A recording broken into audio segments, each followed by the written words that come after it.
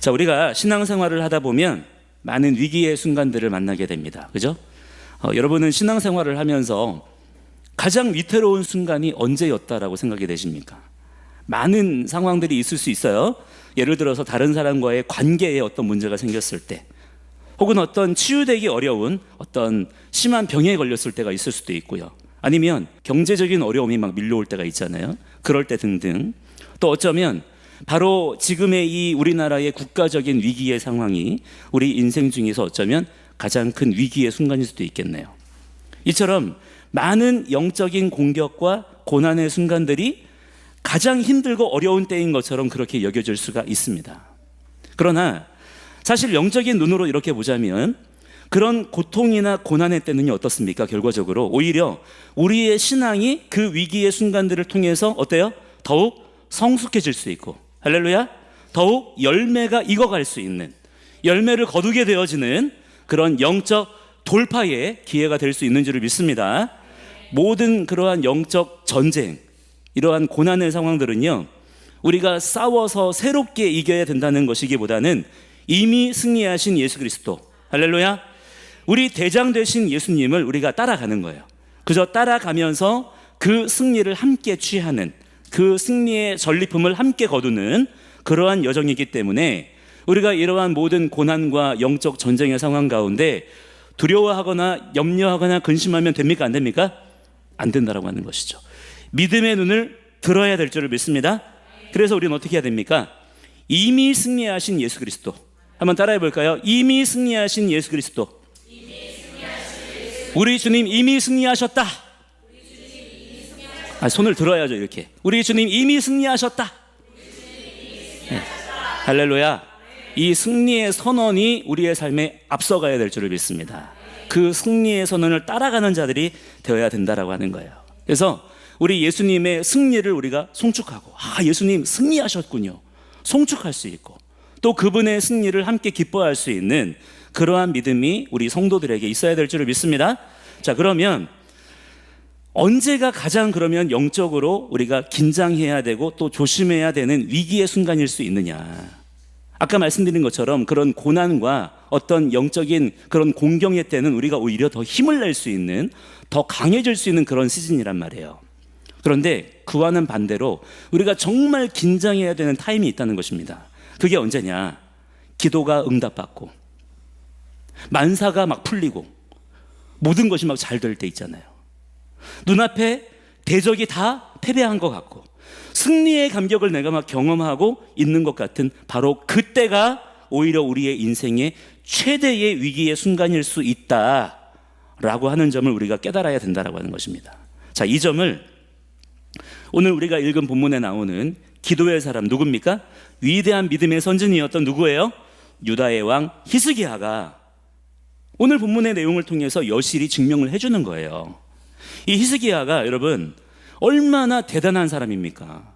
그는 왕위에 오르자마자 하나님을 경외하는 마음으로 어떻게 했어요? 과감하게 종교 개혁을 단행하면서 그 나라의 모든 우상 숭배를 척결하고 이스라엘을 회복하는 데 앞장섰던 그런 사람이었어요. 이미 무너질 대로 무너져버린, 하나님을 떠나버렸던 이스라엘의 영적인 거룩함을 다시 회복하고 하나님 말씀만 붙잡으면서 정말 하나님께서 강하게 하신다라고 하는 자기의 이름의 뜻대로 하나님의 강하게 하심을 경험하는 놀라운 열매를 거두었던 사람이 바로 이 히스기야 왕이었던 것입니다. 그랬던 그가 어떻습니까? 열왕기하 20장에 보시면 우리가 그 12절부터 읽었잖아요. 1절부터 쭉 보시면 어떤 내용이 나오냐면 중한 병에 걸려서 죽게 되었다 그랬습니다. 엄청난 위기의 상황을 그가 만난 거예요. 어떻게 보면 히스기야에 있어서 이 순간이야말로 인생 최대의 위기의 순간이라고 할 수 있었을 그런 상황이었던 것이죠. 그래서 이어지는 2절과 3절에 보시면 히스기야가 어떻게 합니까? 정말 자기의 모든 것을 걸어요.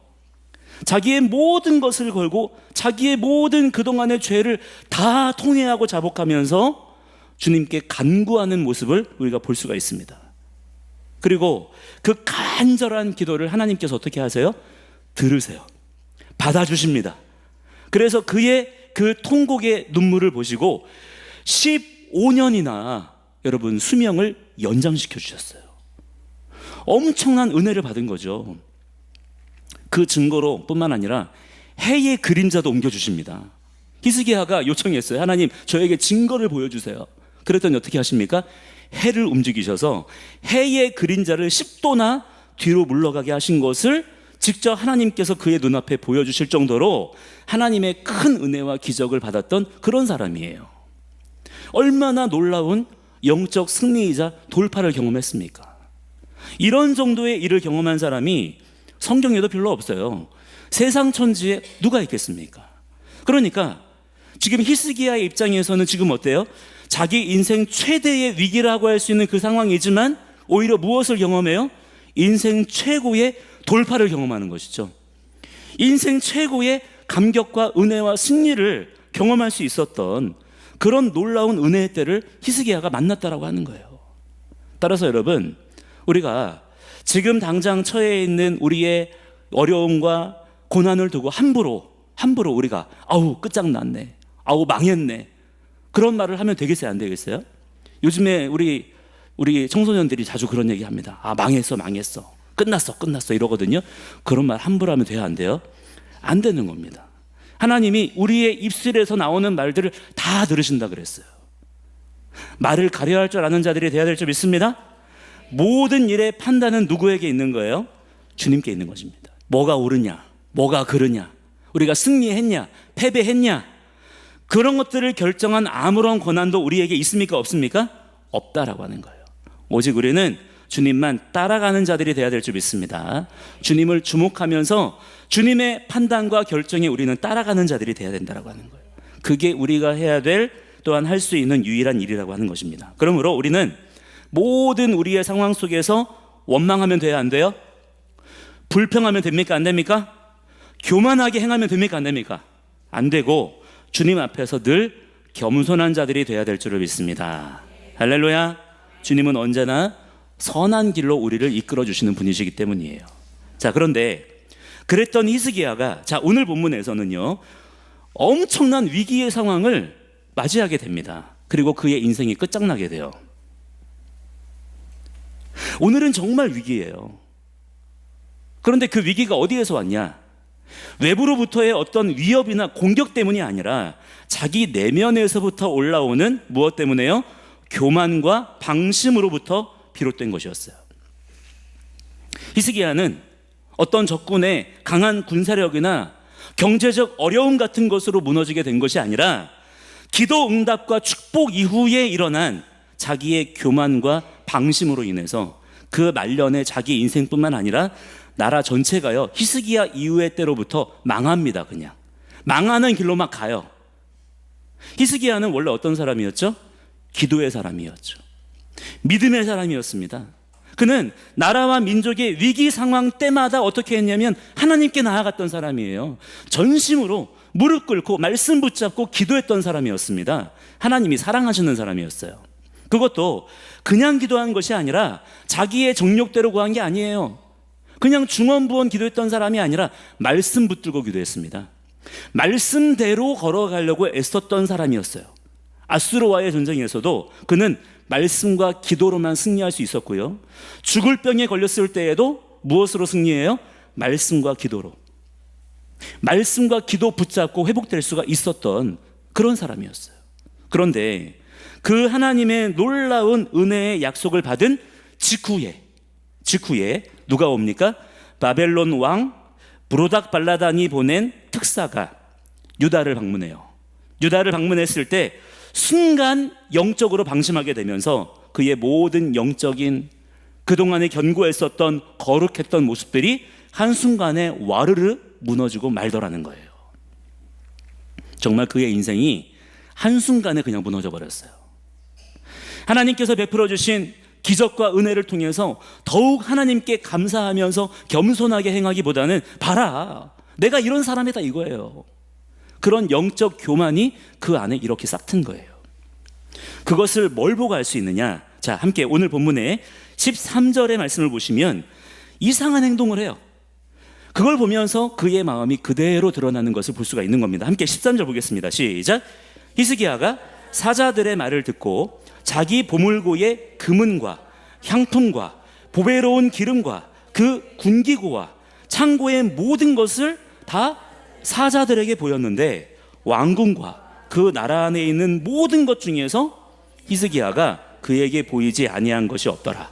자, 이 사자가 사자 아닌 거 아시죠? 어떤 사자예요? 바벨론 왕 브로닥 발라단이 보낸 사자예요. 다른 나라 사람이라 이 말이에요.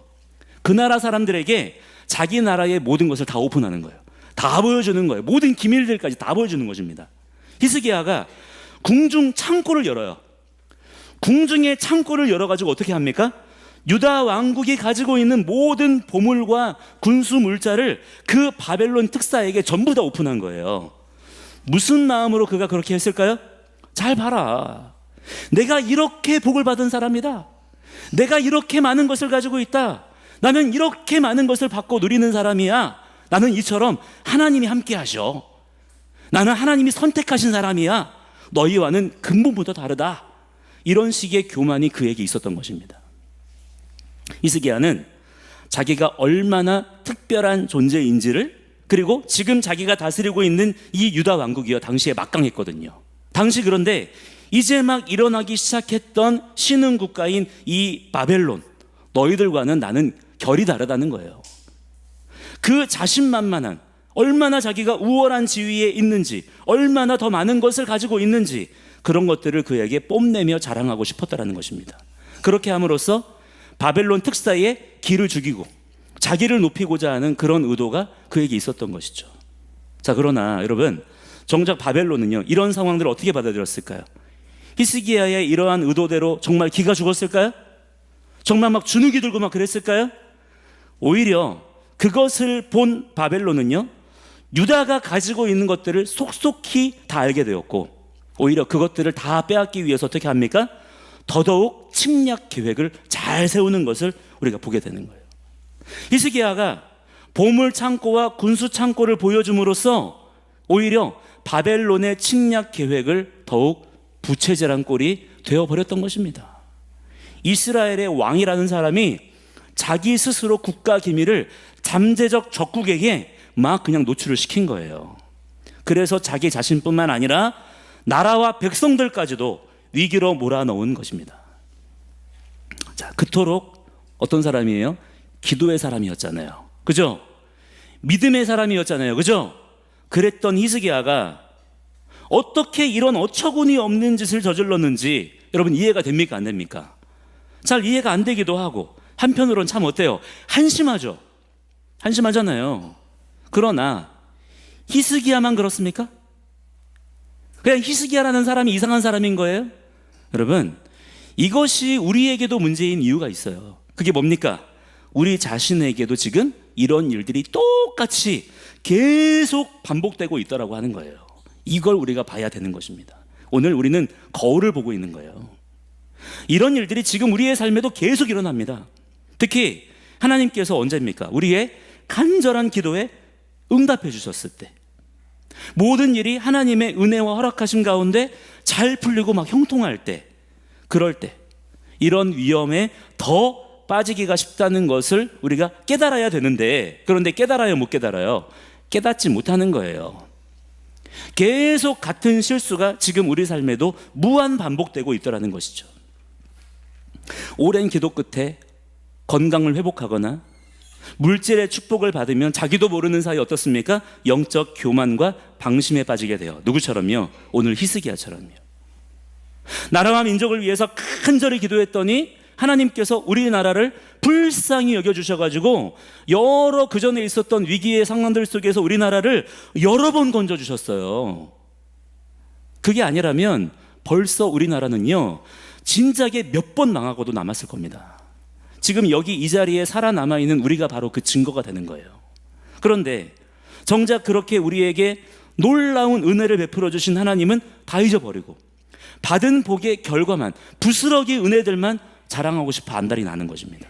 집값이 올랐다거나, 뭐 내가 건강해졌거나, 자녀가 좋은 학교에 갔거나, 좋은 데 취직했거나, 그러다가 또 자기가 조금만 자기 뜻대로 한다면 어떻습니까? 시험 들어가지고 막 속상해가지고 막 그러잖아요. 물론 그런 자랑을 하면서도 중간중간에 말은 그렇게 하더라고요. 하나님이 하셨어요. 하나님이 도와주셨어요. 내 기도를 들어주셨어요. 하나님께 영광 돌립니다. 하지만 여러분, 하나님은 그런 말 한마디에 속으셔요? 안 속으셔요? 안 속으세요. 하나님은 마음 중심을 감찰하시는 분이십니다. 실제로는 기도에 응답해 주신 하나님을 높이기보다는 야, 난 니들이 잘 때 나는 기도했어. 너희들이 가만히 있을 때 나는 이것도 하고 저것도 하고 내가 너희보다 더 간절했기 때문에 무언가를 하나님 앞에 더 했기 때문에 하나님이 나에게 복을 주신 거야 라고 하는 그런 식의 자기 교만과 자기 공로 사상이 강하게 담겨져 있는 것을 보게 되는 것입니다. 그러면서 자연스럽게 그 생각이 어떻게 이어질까요? 히스기야하고 똑같은 거예요. 자, 내가 받은 복을 봐라. 난 이 정도로 특별한 사람이다. 하나님은 너희보다 나를 더 사랑하신다 라고 하는 일종의 어떤 특권 의식마저 갖게 되는 것이죠. 이것이 얼마나 그 영혼에 실제적으로는 심각한 위기가 되는 것인지를 우리가 알아야 된다고 하는 것입니다. 결국 그것이 바로 성경이 권고하는 이생의 자랑인 것이고, 그 속에는 우월의식과 영적 교만이 동기로 작용한다는 것을 우리가 알아야 된다고 하는 거예요. 그래서 히스기야의 이런 잘못을 알게 된 이사야 선지자는요, 황급하게 왕을 찾아가요. 그죠? 그리고 자신이 하나님께로부터 받은 말씀을 그대로 전달합니다. 17절로 18절 말씀을 함께 읽겠습니다. 17절로 18절 함께 시작. 여호와의 말씀이 날이 이르리니 왕궁의 모든 것과 왕의 조상들이 오늘까지 쌓아두었던 것이 바벨론으로 옮긴 바 되고 하나도 남지 아니할 것이요, 또 왕의 몸에서 날 아들 중에서 사로잡혀 바벨론 왕궁의 환관이 되리라 하셨나이다 하니. 환관이 뭐예요? 넷이에요. 넷이 그 나라의 종로를 타게 될 거라는 거예요. 얼마나 충격적이고 무서운 예언의 말씀을 받았습니까? 그런데 오늘 말씀을 가만히 보시면 이 말씀을 받는 히스기야의 태도가 뭔가 좀 이상해요. 보통 이런 어떤 경고, 이런 심판의 말씀을 받으면 여러분 정상적이라면 어떻게 해야 됩니까? 전에 죽을 병에 걸렸을 때처럼 어떻게 해야 돼요? 통회하고 자복하며 하나님 앞에 눈물로 회개해야 되지 않겠어요? 그런데 히스기야가 어떻게 합니까? 19절 읽어보시죠. 19절 시작. 히스기야가 이사야에게 이르되 당신이 전한 바 여호와의 말씀이 선하니이다 하고, 또 이르되 만일 내가 사는 날에 태평과 진실이 있을진데 어찌 선하지 아니하리요 하니라. 앞으로 나라가 망하게 될 것이고 모든 보물은 다 빼앗기게 될 것이고 너희 자손들이 다 바벨론으로 끌려가게 될 것이라고 하는 이 비극적인 무서운 심판의 예언 앞에서 히스기야가 지금 뭐라고 하고 있는 거예요? 아, 예, 하나님 말씀은 선하십니다. 주님 말씀이 지당하십니다. 이렇게 말하고 있는 거예요. 얼핏 이렇게 보면 마치 그가 하나님의 주권을 인정하는 것처럼 보이기도 해요. 마치 하나님의 그 심판을 겸손하게 받아들이는 것처럼 그렇게 보이기도 하지만, 그러나 사실 이것은 하나님께 겸손히 반응한 게 아닌 것입니다. 그가 만일 제대로 겸손하게 진실하게 반응했다면 어떻게 해야 됐을까요? 자기가 병에 걸려 죽을 것이라고 말씀하셨을 때와 똑같이 어떻게 해야 됩니까? 간절히 통곡의 기도로 나아가야 했을 거예요. 자기가 죽을 것이라고 했을 때는 통곡하며 간절히 하나님께 나아갔었는데, 자손들이 포로로 잡혀갈 것이라고 했을 때에는 이런 반응을 보이는 히스기야의 이중적인 모습을 우리가 보게 되는 것입니다. 이때 만약에 하나님 앞에서 그가 진실되게 반응했다면 어떻게 해야 됐을까요? 하나님, 저를 어떻게 해요? 용서해 주십시오. 죄는 제가 지었는데 왜 자손들이 벌을 받습니까? 그 죄가를 저에게 돌리십시오. 용서해 주십시오. 이렇게 기도해야 되지 않겠어요? 그러나 그는 어이없게도 자기가 사는 날 동안에는 태평과 진실이 있을 테니까 다행이네요 라고 얘기하고 있는 거예요. 나중에는 끔찍한 일이 벌어지겠지만, 그건 나는 모르겠지만 지금 당장은 별일이 없다는 얘기니까 그거는 참 감사한 일이네요 이러고 넘어가고 있는 거예요. 여러분, 이것은 진정한 감사가 아닌 것입니다. 이런 태도는 흔히 말하는 내일 일은 내일 염려하라 이런 게 아니에요. 이런 태도는 영적으로 완전히 그가 지금 무디어져 있는 것이고 밀어내진 것이고 완악해진 것입니다. 히스기야는 다음 세대의 미래에 대해서 관심이 지금 있어요, 없어요? 없는 거예요. 그냥 지금 당장에 평화로운 상황을 전부라고 생각했습니다. 그걸 다행이라고 여겼어요. 자기의 때만을 생각하는 자기 중심적 시각과 이기주의적인 태도를 그대로 보여주는 거예요. 이것이 바로 히스기야가 영적 교만에 깊이 빠져 있었다는 증거가 되는 것입니다. 그러다 보니 죽을 병에서 나음을 입었던 엄청난 은혜 앞에서 하나님을 바라보고 하나님만을 의지하기보다는 나음을 입은 자기 자신만을 바라보고 있었던 거예요. 은혜를 베풀어 주신 하나님을 바라보는 게 아니라 은혜를 받은 자기 자신만을 바라보고 있는 것이죠. 결국에 여러분 어떻게 됐습니까? 이사야의 예언대로 어떻게 됐어요? 히스기야가 자랑했던, 다 보여줬던 그 모든 보물들 어떻게 됐습니까? 바벨론에게 다 뺏겼어요. 그의 자손들은요 실제로 어떻게 됐습니까? 비참하게 바벨론으로 다 끌려가서 포로로 잡혀가고 말았습니다. 결국에 남유다 왕국이 히스기야가 받은 예언의 말씀대로 실제로 그렇게 어떻게 됐어요? 망해버린 거예요. 나라가 망해버린 거예요. 누구 때문에요? 히스기야의 영적 교만 때문에 나라가 망했어요. 지금 이 영적 교만의 위기가 어디에 있습니까? 바로 나와 또한 한국 교회가 처해 있는 현실, 그 자체라는 것을 우리가 먼저 깨달아야 되는 것입니다. 우리가 하나님께 은혜 받았어요, 안 받았어요? 하나님께 받은 은혜가 여러분 얼마나 놀랍습니까? 우리나라 역사를 공부해 보면 볼수록 너무 진짜 은혜가 되고 감격이 되지 않아요? 그냥 하나님께 감사할 수밖에 없는 거예요. 도대체 이 나라가 잘한 일이 뭐가 있습니까? 그 옛날에 그냥 지도에서 진작에 사라졌어도 이상할 게 전혀 없는 그런 나라였어요. 그런데 하나님께서 정말 놀라운 은혜를 주권적으로 베풀어 주셨습니다. 우리가 뭐 한 게 없어요. 그냥 그분이 주권적으로 베풀어 주신 거예요. 그래서 일본의 그 제국주의로부터 우리나라를 기적적으로 독립하게 하셨어요. 우리나라가 어떻게 독립하게 되었습니까?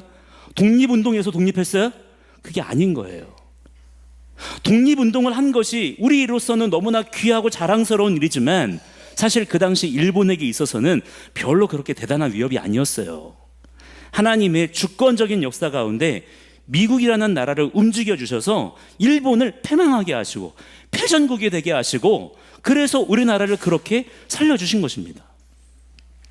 6.25 전쟁 때도 여러분 6.25 전쟁 때 우리가 이기는 전쟁이었어요? 지는 전쟁이었어요? 원래? 그냥 이거는 그냥 지는 전쟁이었어요. 그때 그냥 그렇게 망해서 김일성이 한반도 땅을 그냥 차지했다. 그래도 사실은 전혀 이상하지 않은 그런 스토리였습니다. 그런데 하나님께서 이 나라 대한민국을 주권적으로 사랑하셨어요. 지켜주셔서 이승만이라고 하는 건국 대통령을 통해서 김일성 세력을 몰아내시고 그 모든 전란의 위기를 극복하게 하시는 그런 역사를 우리 민족이 실제로 지금 경험하게 하신 거예요. 세상 역사를 다 뒤져봐도 이런 나라가 있을까요? 없을까요? 없는 겁니다. 정말 하나님이 우리나라에 특별한 은혜를 베풀어 주신 거예요. 그런데 지금 보시면 어떻습니까? 그 하나님을 더욱 송축하고 높이고 하나님께서 우리나라에 이러이러한 일들을 행하셨습니다 라고 막 전하고 다녀야 될 한국교회가 말이죠. 어떻습니까? 오히려 지금 스스로 교만하여져서 온갖 배도와 배교와 미혹을 일삼고 있어요. 좌파 이데올로기와 손을 잡고 말이죠. 공산주의자들을 추종하고 그들을 막 지도자라고 지켜세우고 가톨릭과 손을 잡고 동성결혼을 막 축복하고 온갖 세속주의를 다 받아들이고 말이죠. 지금 제정신이 아닌 거예요. 하나님께서 우리에게도 히스기야처럼 계속 경고해 오셨어요. 오늘 히스기야에게 하셨던 그 경고 그대로입니다. 그랬더니 지금 어떻게 되었습니까? 나라 망하게 생겼어요. 지금 우리 2,500만 북한 동포들은 저 김정은 테러 집단에게 강제로 납치당해 있고 대한민국 전체는 지금 중국에게 다 넘어가게 생겼습니다. 심지어 이것조차 모른 채로 지금은 편안할걸? 지금은 괜찮을걸? 이렇게 지금 사는 사람들이 부지기수예요. 가장 두려운 게 또 무엇입니까? 우리 다음 세대예요. 우리 다음 세대는요 지금 피할 길이 있어요 없어요? 부모 세대가 열어놓은 이 지옥문으로 그냥 들어가서 사는 길 외에는 아무런 선택권이 얘네들한테 지금 없는 거예요. 지금 히스기야의 이 태도와 너무나 지금 우리가 일치하고 있는 것입니다. 그게 지금 우리들의 민낯이라고 하는 거예요. 따라서 여러분, 지금 우리가요, 뭐 이러쿵저러쿵 뭐 정치를 분석하고 뭐 어떤 후보가 더 나을까, 사실은 이런 것들을 따지는 것은요, 어쩌면 우리에게는 사치인 것 같아요. 아직도 사실은 정신 못 차리고 있는 겁니다. 정말 정신 차렸다면 지금의 우리나라가 처한 이 현실을 우리가 정말 직시하고 있고, 정말 여러분, 하나님은 살아계신 분이십니까? 그 하나님 앞에 두렵고 떨림으로 서는 자가 되어야 될 줄 믿습니다. 그렇다면 어떻게 해야 돼요? 간절히 내 마음을 찢으며 회개하고 엎드리는 자들이 되어야 될 줄 믿습니다. 그래서요, 사실 지금 우리가 기도해야 될 내용은요, 사실 이렇고 저렇고 복잡할 필요가 없는 것 같아요. 딱 한마디의 진실한 간구가 우리에게 지금 필요합니다. 한번 따라해 보실까요? 하나님, 우리를 불쌍히 여겨 주시옵소서. 다시 한번요. 하나님, 우리를 불쌍히 여겨 주시옵소서. 이 기도가 우리 가운데 회복이 돼야 될 줄 믿습니다. 지금 그렇지 않으면, 원래 이 기도를 히스기야가 그렇게 드렸어야 됐잖아요. 근데 히스기야가 그렇게 안 했죠. 그랬더니 그 심판을 그대로 받은 거예요. 우리가 이 교훈을 본받아서 지금 이 아직 살아있는 동안에는 뭡니까? 아직 회개의 기회가 남아 있다는 거예요. 주님께서 아직 우리의 기도를 듣고 계시다는 겁니다. 그래서 우리가 지금 심판받지 않고 아직은 살아남아 있는 거예요. 이 살아서 숨쉬는 동안에 우리가 주님 앞에 지금이라도 회개하고 돌이키는 자들이 되어야 될 줄 믿습니다. 히스기야가 놓쳤던 그 기도, 하나님, 우리를 불쌍히 여겨 주시옵소서. 우리의 죄과를 우리의 자손들에게 돌리지 마시옵소서. 그 죄과를 우리에게 돌리시옵소서. 그러나 주님, 진노 중이라도 긍휼을 잊지 마시옵소서. 그렇게 기도해야 되는 것입니다. 우리가 이 시간 함께 기도할 때 우리 먼저 찬양 한 곡 부르고 같이 기도할 텐데, 여러분, 주님의 선하심을 우리가 의지하기 원합니다.